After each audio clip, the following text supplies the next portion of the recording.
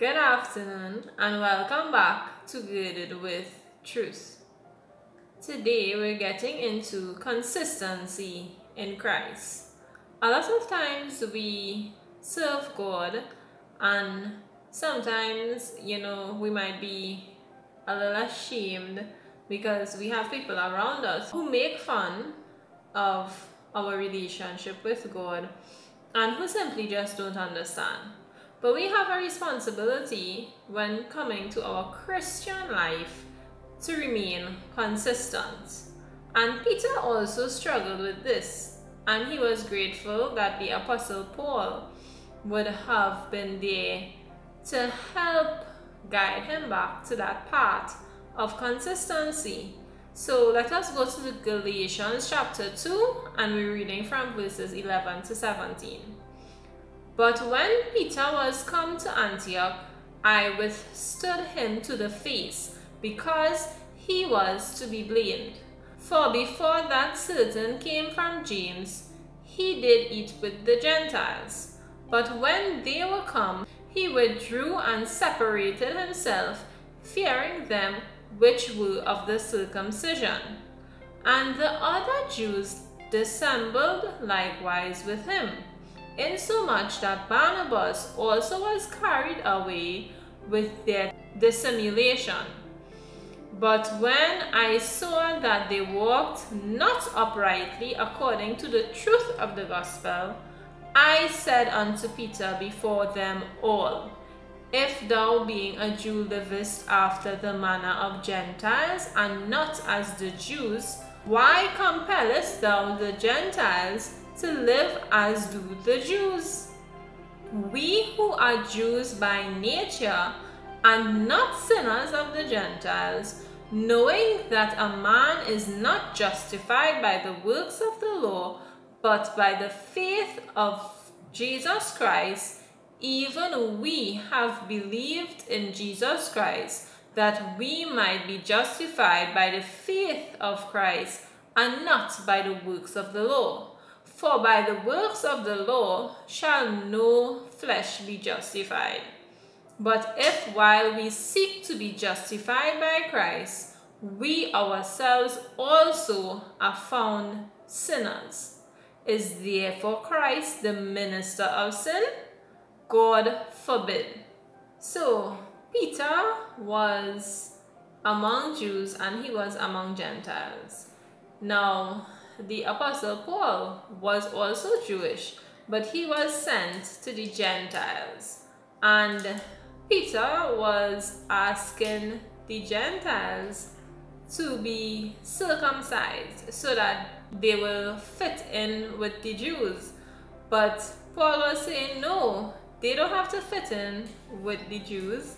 They have to observe the law of Christ. And the law of Christ is you do not have to be circumcised to get into the fold of Christ, but you have to observe the laws of Christ. You have to be obedient to his calling. You have to follow him. You have to be consistent. And Paul was telling Peter, or rebuking Peter rather, and telling him, no, don't ask them to become circumcised and to follow these list of things, because they are saved through faith in Christ.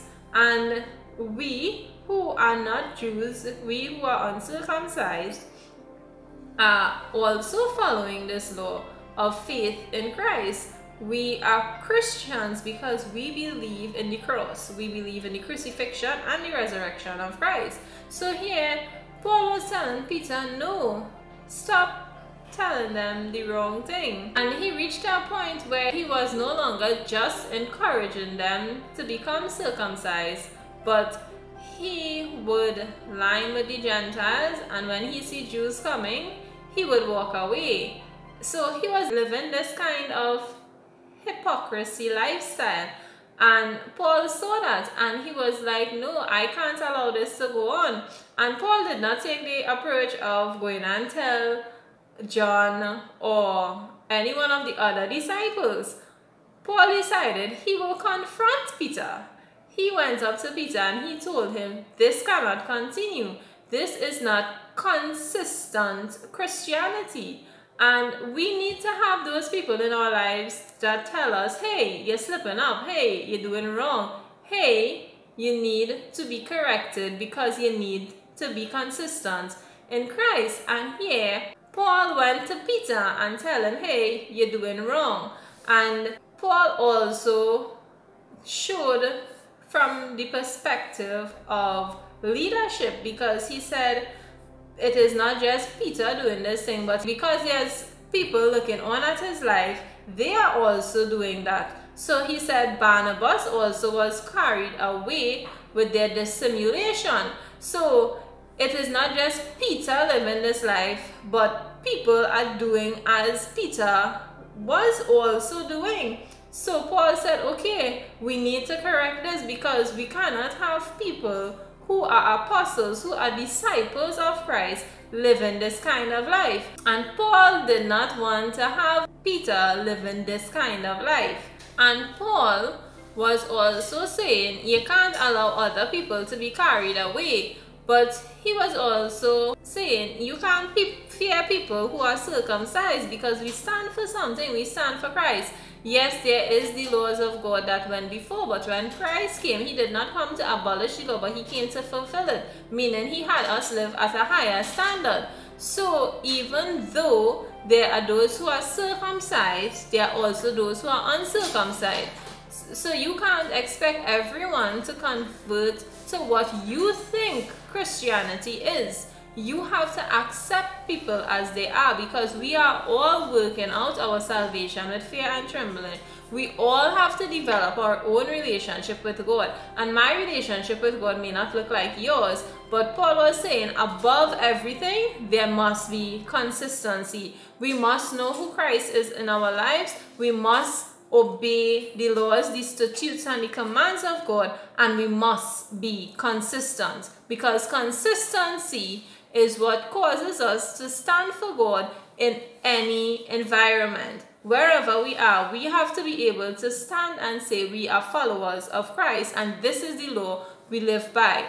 Yes, we do not live by the law of the land, but we live by the law of Christ. We live by the law of God, which is a higher standard. So if we obey the laws of God, we will automatically obey the laws of the land, because we are consistent. So the Apostle Paul is rebuking or chastening Peter to be consistent. And today we might have people like this in our lives, or we might even be like this. And this is an example of saying we can correct somebody in love, and we can help each other become consistent in Christ. And there comes a time when we have to decide, are we going to be consistent in Christ or not? And if we are not going to be consistent in Christ, then what are we really doing? Are we hypocrites, or are we really saved? So today I ask you, are you consistent in Christ? The good news is, if you are not, at any point in time you can evaluate your life and begin to be consistent in Christ. As I speak to you today, I introspect my own life to see if I am consistent in Christ. And if by any means I am not, I have people around me who can tell me I need to be consistent in Christ. So let us all have those people in our lives who can help us be consistent in our relationship with God, in what we stand for, because we need to be consistent. Thank you so much for listening. Have a wonderful afternoon. Bye.